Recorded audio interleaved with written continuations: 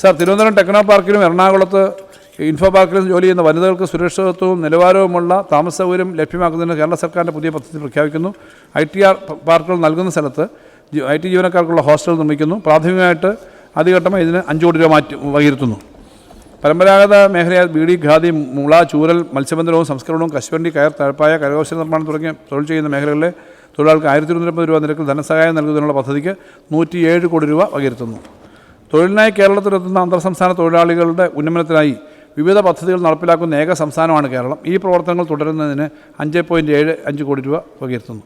Sir, സംസ്ഥാനത്തിൻ്റെ നൈപുണ്യ വികസന മിഷനായ KEISനെയാണ് വിവിധ നൈപുണ്യ വികസന പ്രവർത്തനങ്ങൾ നടപ്പിലാക്കുന്നതിന് ചുമതലപ്പെടുത്തിയിരിക്കുന്നത്. തൊഴിലവസരങ്ങൾ വർദ്ധിപ്പിക്കുന്നതിനുള്ള വിവിധ നൈപുണ്യ വികസന പ്രവർത്തനങ്ങൾ ഏറ്റെടുക്കുന്നതിന് KEISന് 36 കോടി രൂപ വകയിരുത്തുന്നു.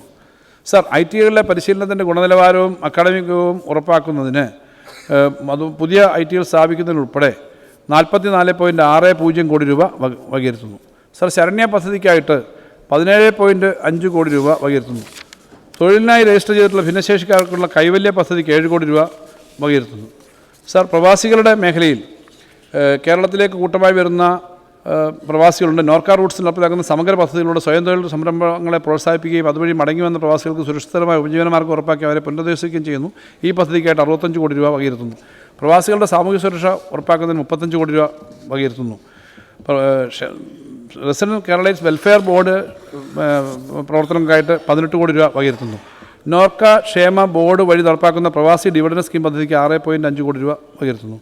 ലോക കേരള സംഘം സംഘടിപ്പിക്കുന്നതിനും ലോകം കേരളം ഓൺലൈൻ, ലോക കേരള കേന്ദ്രം, ലോക മലയാള കേന്ദ്രം തുടങ്ങിയ അനുബന്ധ പ്രവർത്തനങ്ങൾ നടപ്പിലാക്കാനായിട്ട് 7.3 കോടി രൂപ വകയിരുത്തുന്നു. കേരളത്തിൻ്റെ തനത് സംസ്കാരവും പാരമ്പര്യവും അടുത്ത തലമുറയ്ക്ക് കൈമാറുക എന്ന ലക്ഷ്യം മുൻനിർത്തി ആഗോള കേരള സാംസ്കാരിക ഉത്സവം നടത്തുന്നതിന് 1 കോടി രൂപ വകയിരുത്തുന്നു. ഭിന്നശേഷി മേഖലയ്ക്കായിട്ട് 209.25 കോടി രൂപ വകയിരുത്തുന്നു. ഇതിനകത്ത് വിവിധ പദ്ധതികളുണ്ട്. അൻപ് പോലെയുള്ള പുതിയ പദ്ധതികൾ നടപ്പാക്കുന്നതിനായി ബ്ലോക്ക് തലത്തിൽ കെയർ ഹോമുകൾ സ്ഥാപിക്കും. വീടെന്ന തിരഞ്ഞെടുക്കപ്പെട്ട സന്നദ്ധ സംഘടനകളെയും തദ്ദേശ സ്വയംഭരണ സ്ഥാപനങ്ങളെയും സംയോജിച്ചുകൊണ്ടുള്ള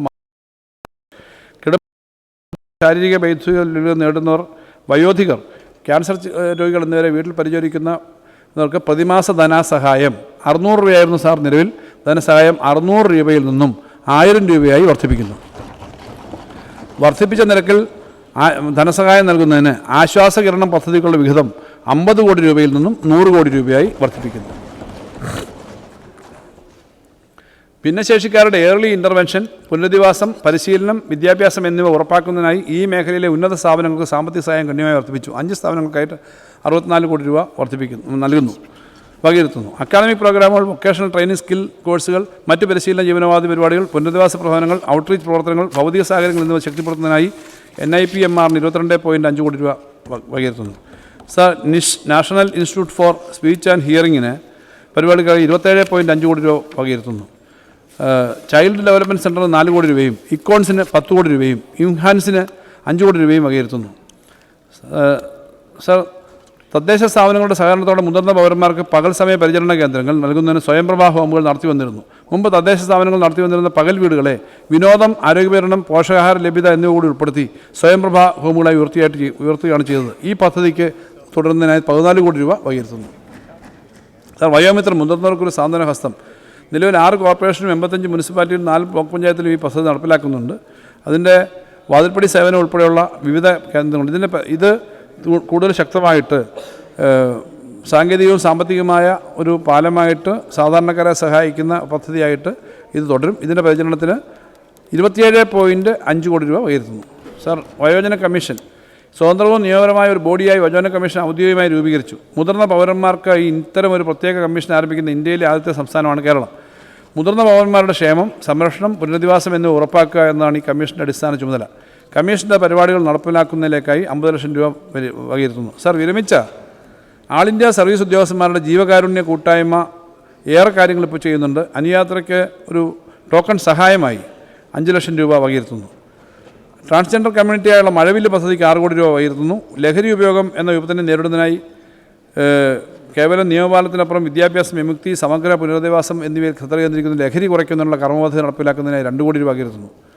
സ്ത്രീകളുടെയും കുട്ടികളുടെയും വികസനപരവും പോഷകാഹാരപരവുമായ ആവശ്യങ്ങൾ നിറവേറ്റുന്നതിനായി അവരുടെ വികസനത്തിനും ക്ഷേമത്തിനുമായി വിഹിതം വർദ്ധിപ്പിച്ച് 484.81 കോടി രൂപ വകയിരുത്തുന്നു.